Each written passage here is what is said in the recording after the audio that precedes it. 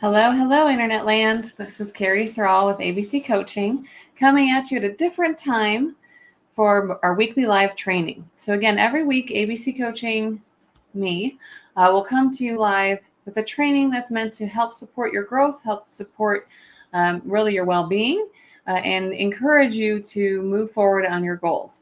I'm doing a different time because it felt like the afternoon was just not working both for my schedule and for other people. So I wanted to do a different time, maybe like a lunch and learn kind of focus. So we'll try noon out today, and we're going to keep it here for at least the next few weeks to see if it helps both your schedule and mine. So the topic today is focusing on an emotion that tends to hold us back a lot of the time, which is fear. And how can you start facing your fears to accomplish your goals? And many people will look at this and say, okay, fear is something that is a natural human emotion. And overcoming fears is something that a lot of people have worked on before. And yet we still have fear, and we still sometimes hold ourselves back. So today I'm going to talk a little bit about why fear comes up, what you can do about that fear, and also some avenues to circumvent it or so to move around because the fear is getting in your way. All right. So if you're here live, again, give StreamYard permission to tell me your name. You can leave a comment saying, hi, how are you? And any thoughts or comments you have on this training, I'd love to hear them either while you're watching live or afterwards. So fear, it's hard because a lot of people will confuse fear and anxiety. All right. So fear is a natural emotion, and typically it's in response to something that is an actual threat. Okay, so if I have a physical threat, like something is endangering me, I'm in a burning house, okay, I'm going to have a fear response, but my survival instinct is going to come forward fast to get me out of the danger. Okay, so I won't really necessarily feel that fear because there's an active threat that I can act on. Fear without an active threat tends to be more of an anxiety response because that's more of a predictive nature. Okay, so when we think about fear, and I still love the acronym false evidence appearing real, I really think that describes anxiety more than fear, though. Again, it might be semantics, but this idea that as human beings, we naturally have a fear response for a very good reason. If there's an active threat, physical, social, mental, environmental, there's all sorts of threats that we face. If there's an actual threat, fear is a legitimate response. And a lot of times that fear is what is the red flag saying, hey, do something about this. Let's manage this threat. Let's do something about this threat. Now, take the actual threat and change that into a perceived threat. Okay. And what that can look like is assuming I know what the outcome is going to be if I do this particular thing. I'm predicting, again, I'm basing my feeling on an interpretation, not on the facts. When I'm doing that, I'm manufacturing anxiety. All right. So I just wanted to make sure that there's a distinction between those two. Because a lot of times people will say, well, I'm anxious about something. And they're accurate. They are anxious, but they're predicting an outcome, even if they don't know what the facts are of the situation. Our brains love certainty. So when there's any kind of uncertainty, we start to fill in the gaps. And a lot of times we fill it in with negative certainty. And that's when the anxiety starts to take a lot of hold. Okay, if you can understand this or experience this, drop a Y in the chat or something that you're like, yeah, I get this. This is something that that's me. Like that's my experience, right? I'm predicting an outcome, or I'm anticipating this interaction or this reaction to something that I bring forward. And that's leading me to maybe avoid action. Okay. The reason why I want to talk about this is because I want you to think about facing your fears. If we're sitting there in that anxious place, right? Like you're sitting in that anxiety moment, a lot of times we want to avoid and look away from whatever is contributing to that feeling. Okay. So when you think about it, it's like if I have a big goal, one of those big, bold, out of the sky kind of like, let me hit that ball out of the park kind of goal. All right. if I have that goal in mind and I'm thinking about the outcome, and then I start to get overwhelmed with all the steps from where I'm at to where I want to be, and focus a lot in the gap, in the pain and the struggle that it's going to take for me to get from point A to point B, then a lot of anxiety comes up and insecurity comes up, right? Because it's uncertain. I might have a map that says this is how you get from point A to point B. And the reality of that, though, is there's so many detours on the road, and I'm anticipating all those detours, I'm getting anxious and I stay at point A. Right? That's, if you think about any goal that's been super big in your life, okay, I want you to hold that goal in your mind. Whether you've accomplished it or not yet, I want you to hold that goal in your mind. And I want you to think about what is the thing, or what are the things that I'm anticipating and getting anxious about, and maybe that are restricting my action. That's how fear gets in the way of action, right? Like, it starts to make you predict. That anxiety gets created, and then they start to predict all these outcomes. And to go back to what we need, right? We need in life to feel safe, secure, and focused.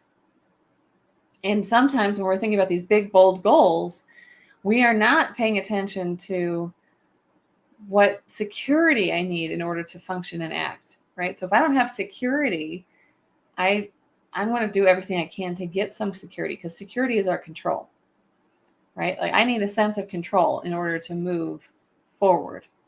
And for a lot of people, we get caught up, and myself included, we get caught up in the predictions that we forget what today's action could be, and how taking today's action could actually help me move into the gap and progress, right? And get from point A to point 8.1, right? And then I'm getting to 8.2 if I take daily action. And eventually I'll end up at B. I might have to take a detour to C, D, maybe E, and I'm zigzagging all across my map. But the idea here is, if I don't ever take action 1 and move from A to 8.1, I'm going to stay at A forever. And that's where fear wins. And that's where anxiety wins. All right. So whether it's anxiety, whether it's fear, first question to ask yourself when you're setting your goals and when you're trying to face whatever's in your way, it's asking yourself, what are the threats or risks here? What's contributing really to this feeling? What are my threats? What are the things? Maybe it's threats to a livelihood, right? Like, I'm taking my business in a new direction. What are the threats there? What am I opening myself up to, right? If you're going to take a new action physically, right? Like, maybe you're going to start doing a new workout routine that physically could be threatening to your health in a way. Okay. What I mean by that is, if I'm doing something that's a little bit more risky. I mean, if you're a person that loves to do trail running and you're great at it, awesome. If you're just starting trail running, though, you might think, hey, there's a lot of risk in this. Like, I'm used to having my stable footing, and I'm actually running on uneven ground now. So that idea of, like, the risks can be really small, and then our brain projects them really big, right? Like, I don't want to break an ankle, so I'm just not going to start this, even though I'd love to actually get into it, right? It's crazy how our brain just starts to take over when fear arises, and almost talk ourselves out of a goal that we know we really want to have, right? So if I know making a business move will help expand my business and my realm of helping others, and I don't take the step to do it, I ask myself that first question, like, what threat or what risk am I really worried about here? What's the outcome that I'm worried will happen here if I take this step? And when you make that accurate assessment, and again, this is without judgment, if you're just going in there and saying, like, how do I understand my lack of action on this particular step? Okay, so how do I understand it? What am I really afraid will happen here? That would be my first encouragement for you. If you're trying to face your fears and really accomplish a goal, ask yourself that first question, like, what am I afraid will happen here? and compare that to what you want to have happen. Like, what is it? What is the desired outcome I have here? Like, what is it that I want to achieve and create? Well, what I want to achieve and create is this. And then I'm going to ask myself, okay, now I have the goal in mind. This is the outcome I desire.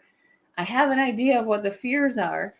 And I'm going to ask myself, am I looking at all the possibilities to get to that outcome other than going through this fear place? Okay. Am I looking at everything, or am I only looking at this as like, it's got to be A to B? There are no detours. I've got to take this path from A to B, and making it really black and white in my head. I got to tell you, if you only give yourself that limited option, your brain goes into a dilemma mode. And when we're in dilemma mode, we get scared. That's just the way it works, because we don't feel like we have options. We don't feel like we have choice. We don't feel like we have control. Okay? Dilemmas make us feel out of control. And one of our basic human needs is a sense of certainty and control. So this is where it's going to be really important to say to yourself, okay, I know pathway one option is A to B, but what about B to C? Like, is there another path? Can I do A, B, C? Can I go A, B, C, D, E? Okay. And look at how you can really almost like circle around what you're afraid of and start off small and expand into something bigger. All right. So maybe I start with step one, where I thought that this step might be really little, but it actually is pretty astronomical, because by taking that little A-B step, I can take the little A-B step the next day and the next day and the next day. And it's additive. It's additive. It gets you where you're going faster. So first question to ask yourself, what are the threats I'm really experiencing now? What am I afraid of will happen? What's my desired outcome? And what are the multiple avenues to get from where I'm at to where I want to be?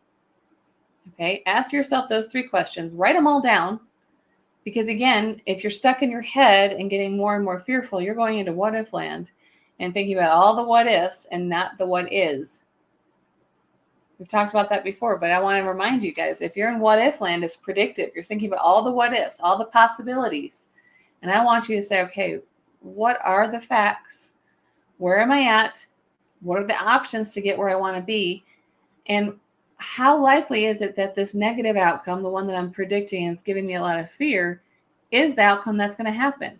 Like, if I'm starting trail running, how likely is it that I'm going to break my ankle on the first run? The likelihood of that is pretty low, because most likely you're going to be super cautious and you're going to be paying a lot more attention to the ground because it's the first time you're doing it. Okay. You're more likely to hurt yourself after you've been doing it a really long time and say, I got this, right? Because you're not paying attention to the mechanics. You know, that's the idea here, is like, how do I start to really recognize the probabilities over the possibilities? All right. That, and another way to sort of break it down and to challenge the fear responses to these big goals, another way to challenge it is to ask yourself, like, what are the facts that support my fears? And what are the facts that contradict it? You know, if I'm afraid that I am going to be judged by putting something out there, because that's more of a social threat, right? One of those social threats. I'm going to be judged. I'm going to be rejected. I'm not going to be able to create a thriving business or a thriving practice because I'm not reaching people where they're at. I'm focusing in on the wrong things. Okay. So I'm doing all this self-judgment and I'm beating myself up. Okay. I'm going to ask myself, like, what are the facts that support that thinking that I can't create this? What are the facts? Well, the facts are maybe I haven't created it yet. But with the people that I have worked with, here's a fact that goes against it. I've created really life-changing outcomes for them. Mindset shifts, success in their business, success in their life, being able to see relationships in a different way, being able to find themselves underneath all the garbage that's out in the world, being able to find time for themselves and their families. So like the idea of like, I can take the outcomes that exist to contradict the thinking that I can't make that business thrive, right? That's just as an example, right? Like if that's an example, for like a coaching business, right? I'm using that example because I know I've gone through that in my head. Like I can't make this happen, even when I see it happening. Okay, that's the fear factor. This idea like there's insecurity, even though I have evidence contrary to what I'm telling myself. So to make that change, you've got to make it real. Write down the evidence that supports a new way of thinking, a new attitude, and contradicts your old way of thinking. Okay? Now, this doesn't mean that you might say, okay, I took a risk and it didn't work out. Okay. Well, you took a risk, it didn't work out. What's your next plan? If you let fear win, you're not going to be able to overcome that sense that I didn't follow my path and I diverted. I diverted from my outcome and I can't find another way to succeed. The thing is, you can find another way of succeeding. You've got to look for it though. And if your brain is telling you you can't create it, you won't. So that's why it's important to challenge the thinking. So let me go through those questions again so that you can work on this as a part of how you can start facing these fears. So the first one is like, what am I afraid will happen? Like, why am I really having this reaction and avoiding? All right. The next question is, what's the desired outcome? What is it that I want to have happen? The next one is, what are the multiple avenues to get from where I'm at to where I want to be and make progress on my goal? All right. And what's the evidence that's supporting my fears? And what is the evidence contradicting it? All right.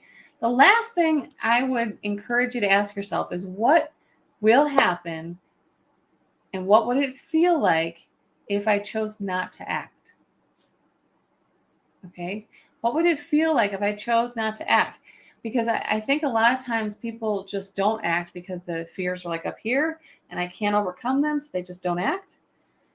I want you to think about, like, if this is a big goal and you restrict your action because of the fear, what does that feel like? And what might that do to what your desired outcome is, right? Like if I desire to become like an awesome trail runner and I never start, I'm going to see that dream come and go in my head.